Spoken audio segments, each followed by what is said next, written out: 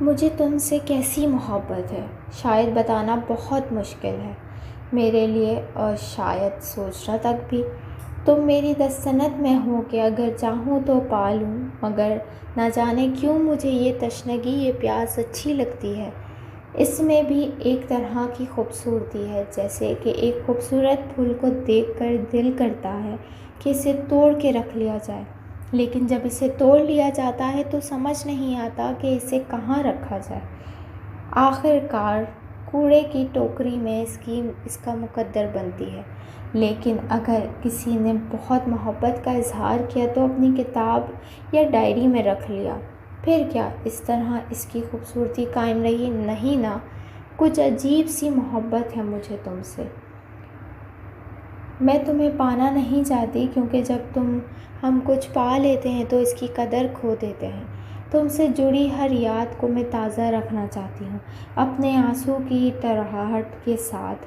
ازل سے یہ قانون ہے کہ اگر کوئی بہت عزیز چیز کو کھو جائے تو دوبارہ پانے کے لیے سر توڑ کوشش کی جاتی ہے، اور کچھ لوگ تو خوش قسمتی سے اسے پا بھی لیتے ہیں اور مطمئن بھی ہو جاتے ہیں کہ میں ان میں سے نہیں ہوں۔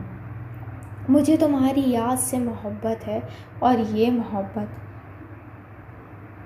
صلہ جذبات سے مغلوب اپنی دلی کیفیت کاغذ پر اتار رہی تھی۔ اب اس کے نیچے بھی لکھ دو: میرے پیارے جیک، تمہارے بھونکنے سے کیا چہچہاہٹ رہتی تھی گھر میں۔ ایسے ہی افسانچے ہوتے ہیں نا اخبار جہاں میں۔ اجلال نے ڈائری سے جھپٹ لی اور سینہ پھیلا کر نادر مشورہ دے دیا: کیا بات ہے! کتے کی چہچہاٹ کے کہنے والے روز نامہ شش ویج کی ایڈیٹر، اور اس کی اینٹری پر کلکس کر رہ جانے والی۔ اب خاموشی سے یہاں سے چلے جاؤ، نہیں تو کل کے اخبار کی سرخی بن جاؤ گے، اس نے دھمکی دینے کے انداز میں کہا۔ تمہیں وہ سرخی یہ تو نہیں ہوگی کہ آج صلہ میڈم نے بچوں کو آئس کریم کے ساتھ جھولے بھی دیے، اور بڑی آئی ڈان، وہ بھی کہاں دبنے والا تھا، پھر یہ کہہ کر باہر نکل گیا۔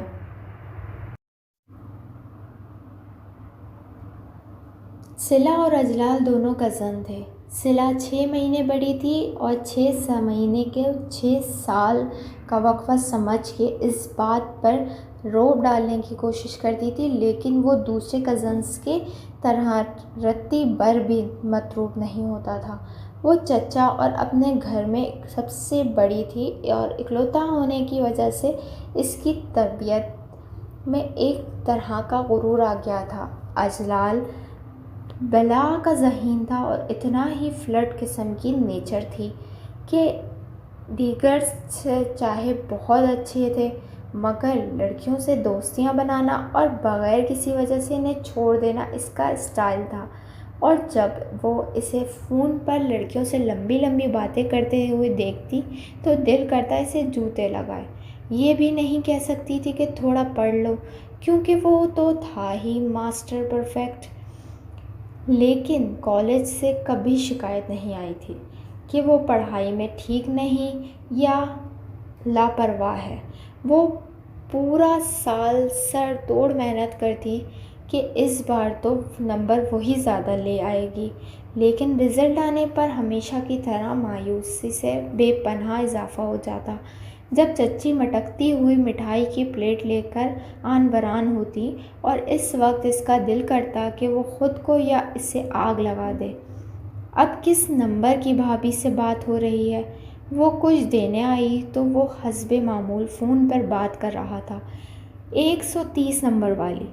اس نے ریسیور کے آگے ہاتھ رکھ کے دھیرے سے کہا، ویری فنی، اور پیپر ٹیچی پر ہوئی چچی کے پاس چلی گئی۔ واہ بھائی، بہت مزے کا کیک نما ہے، لگتا ہے کیک کھا رہا ہے۔ تھوڑی دیر بعد وہ کمرے میں آیا تو اس کے بنائے ہوئے کیک کو چکھ کر سائڈ پہ رکھ دیا۔ تمہیں تو بس موقع چاہیے میری ٹانگ کھینچنے کا۔ منہ بنانے کے کیک کا ٹکڑا منہ میں ڈالا تو نگلنا مشکل ہو گیا۔ تھوڑی چینی ڈالنا بھول گئی کیا؟ وہ جھانپ کر رہ گئی، اور بڑا عزیز میں تھوڑا زیادہ ڈل گیا شاید۔ چچی نے معصومیت سے ٹکڑا لگایا۔ ہاں ہاں بالکل تھوڑا ہے۔ اگر اس کیک کی دھونی ساری بیکری کو دی جائے تو سب کیک اپنا نام بدل کر رکھ لیں گے کیک کے نام پہ دھبا۔ اور اب بے تکان اسے سنا رہا تھا۔ میں اس وقت سے تمہاری بک بک سن رہی ہوں، کیک کے نام پہ دھبا نہیں، دھونی والا دھبا۔ شمع کسی کام سے اندر آئی، اس کی عزت ہوتے ہوئے دیکھی تو آدھی لائن کا مزید اضافہ کر کے کھری کھری کرنے لگی۔ تم تو پیچھے نہ رہنا، اپنے بھائی کی مشن۔ چچی کو نکال کے سارا گھر اوپر تلے کے بدتمیزوں سے بھرا ہوا ہے۔ وہ منہ بسوڑتی ہوئی باہر نکل آئی۔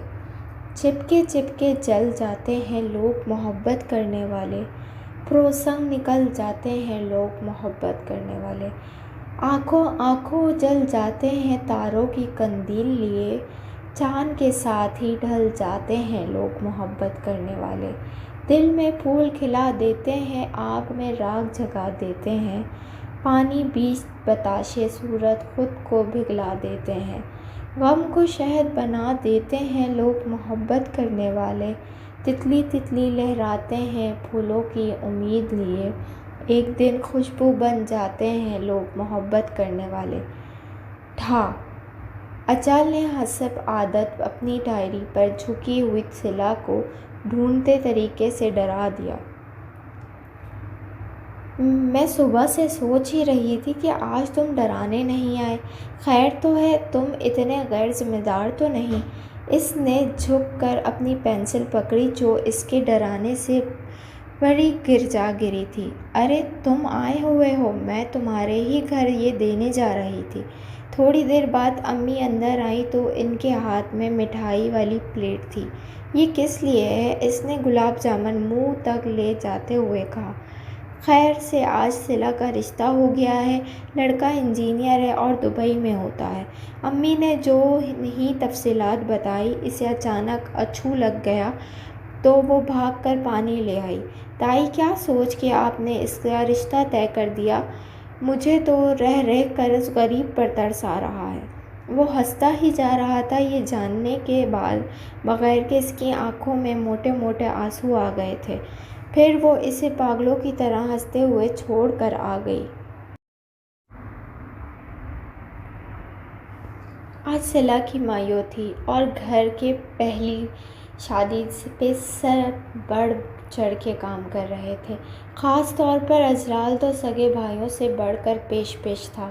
سب کام اس نے سنبھالے ہوئے تھے۔ اسے خوشگوار حیرت ہوتی پر ساتھ ہی تھوڑا غصہ بھی آتا کہ وہ شخص اس نے اتنا تنگ آیا ہوا تھا کہ خیر مٹی ڈالو کے مقصد پر کسی نہ کسی کام میں مگن ہو جاتا۔ اپنے کمرے میں کچھ ڈھونڈتے ہوئے اس کی ڈائری نظروں سے گزری تو غیر ارادی طور پر اٹھا کر پڑھنا شروع کر دیا تو اجلال کی رائٹنگ میں کچھ شاعری نظر آئی۔ وہ پڑھ کر ابھی حیران ہی ہو رہی تھی کہ میری ڈائری میں اجلال، اور اوپر سے اتنی رومانٹک تھرڈ کلاس شاعری۔ تو سائمہ اسے ڈھونڈتی ہوئی اس کے کمرے میں آئی اور اجلال کا فون کہہ کر اسے دے گئی۔ کیسی ہو؟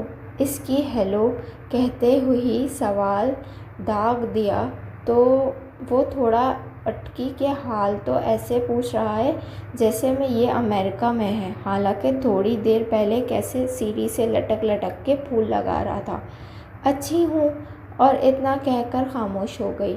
یہی تو مصیبت ہے کہ مجھے بھی لگنے لگی ہو، اس نے عجیب سے لہجے میں کہا تو اس کے ہاتھ سے ریسیور چھوٹتے چھوٹتے بچا کہ مصروف کیا فرما رہے ہیں؟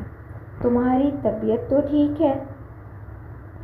ایسے لگا شاید زیادہ کام کرنے سے تھکن دماغ کو چڑھ گئی ہے۔ ہاں جی ابھی ہوئی ہے، جب ریئلائز کیا کہ ہو گئی ہے۔ اب ہمیں کیا کے لیے کینیڈا جا رہا ہوں۔ پہلے لگتا تھا کہ یہ سب وقتی ہے، تمہاری شادی کے بعد سنبھل جاؤں گا، لیکن ایسا نہیں ہے، مجھے سچ میں تم سے محبت ہو گئی ہے۔ کیا تم نے کبھی نوٹ نہیں کیا کہ شاذیب اور شہریار کے ہوتے ہوئے بھی میں تمہارا ہر کام کرتا تھا؟ ایک بار تم نے واہیات سا کیک بنایا تھا تو صرف میں ہی تھا جس نے پورا پیس کھایا تھا، اور اپنی ڈائری میں بھی نہیں دیکھی تھی جس میں نے انتہائی خوبصورت غزلیں لکھ ڈالی تھیں۔ میں ویسے ہی چلا جاتا، لیکن میں نے سوچا کہ میں اکیلا کیوں جلوں اس آگ میں، تم بھی اس قدر ہی جلو۔ اتنے بھونڈے طریقے سے اظہار محبت کر کے وہ 1 منٹ کے لیے رکا تو وہ جو اس کی بکواس گھنٹے سے سن رہی تھی، کھٹ سے فون رکھ کر نیچے بھاگی کہ ہڈیاں توڑوں گی، اس کی ساری محبتیں نکالتی ہوں۔ اتفاق سے چچا راستے میں مل گئے تو روتے ہوئے اس کو ساری اول فول سنا دی۔ پھر تو بہت مبارک ہو انصر، اپنے بھائی سے اچھا اور کون ہو سکتا ہے بھلا۔ وہ روتی ہوئی چچا کو اپنی ابھی اسٹوری سنا ہی رہی تھی تو اچانک ابو کہیں سے آ دھبکے، ایک بڑا سا رس گلہ ان کے منہ میں ٹھونس دیا۔ کیا بچوں جیسی باتیں کر رہے ہیں بھائی جان، کل صلہ کی مہندی ہے۔ چچا اس اچانک حملے پر بھڑکا گئے تھے اور وہ بھی ہکا بکا کھڑی تھی۔ سچ کہوں تو میں تو پہلے ہی دن سے راضی نہیں تھا ان لالچی لوگوں میں اپنی بیٹی دینے کے لیے، لیکن تمہاری بھابھی… خیر چھوڑو، دیکھ لوں گا سب کو۔ انہوں نے جملہ پورا کر کے جب صلہ کی طرف دیکھا تو وہ بے ہوش ہو کے زمین پر گری ہوئی تھی۔ آخر ہوش میں لایا گیا تو چچا کے آخری جملے سے اس کی آنکھ کھلی۔ فون کرو اس الو کے پٹھے کو، آتا ہوا مولوی صاحب کو لیتا ہے۔ یہ ہے ایک اچھی سی کہانی، چھوٹی مختصر سی۔ تو پھر ملیں گے نیکسٹ اسٹوری میں، جب تک کے لیے اللہ حافظ۔